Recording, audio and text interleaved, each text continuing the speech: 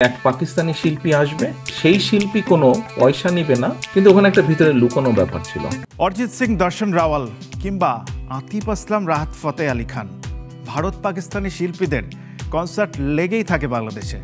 এর প্রেক্ষিতে নিজের ঘরের শিল্পীদের কি হেয় করা হচ্ছে? গেল বিজয় দিবসে সবার আগে বাংলাদেশ কনসার্টটি কেন আয়োজন করা হলো? এসব নানা ইস্যু সাথে বাংলাদেশের শিল্পীদের স্বার্থে কথা বললেন বিএনপির ভারপ্রাপ্ত চেয়ারম্যান তারেক রহমান। বিস্তারিত জানবো। এক পাকিস্তানি শিল্পী আসবে, সেই শিল্পী কোনো পয়সা নিবে না, কিন্তু ওখানে একটা ভিতরে লুকানো ব্যাপার ছিল। বিপিএল এর খেলা ছিল, 3.5 কোটি টাকা সে নিয়ে যাবে বা নিয়ে গিয়েছে।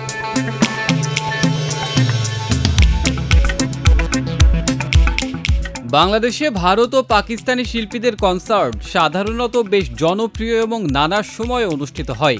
ভারতীয় এবং পাকিস্তানি শিল্পীরা তাদের দেশের কালচারাল শিল্প নিয়ে এখানে পারফর্ম করতে আসেন, যা সঙ্গীত প্রেমীদের মধ্যে অনেক জনপ্রিয়।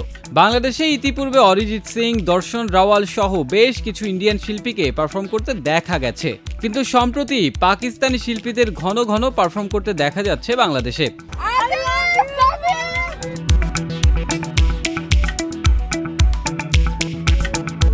বিষয়টি লক্ষ্য করেছেন বিএনপির ভারপ্রাপ্ত চেয়ারম্যান তারেক রহমান। সাথে সাথে নিয়েছেন একটি পদক্ষেপও।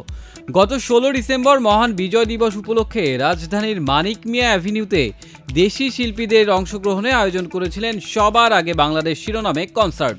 গত 30 জানুয়ারি বিএনপি নেতাকর্মীদের কর্মশালায় ভার্চুয়াল মাধ্যমে যুক্ত হন দলের ভারপ্রাপ্ত চেয়ারম্যান তারেক রহমান, যেখানে তিনি বাংলাদেশের সাংস্কৃতিক অঙ্গনে দেশি শিল্পীদের উপেক্ষা করে ভারত ও পাকিস্তান নির্ভরতার সমালোচনা করেছেন।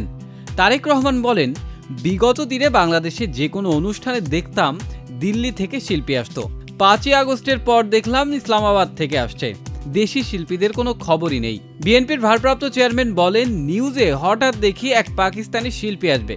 কেন পাকিস্তানি শিল্পী আসবে? সে আসবে বৈষম্য বিরোধী আন্দোলনে যেসব ছাত্রছাত্রী আহত হয়েছেন তাদের জন্য তহবিল সংগ্রহ করতে।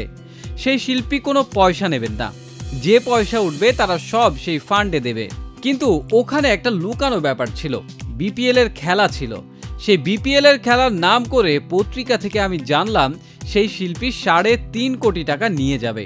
দেশের পল্লী গীতি, বাউল সঙ্গীতকে আমরা তুলে ধরব। বড় আয়োজনে দেশের শিল্পীরাই অংশ নেবেন। আগে ভারত থেকে শিল্পী আসতো, এখন পাকিস্তান থেকে আসে।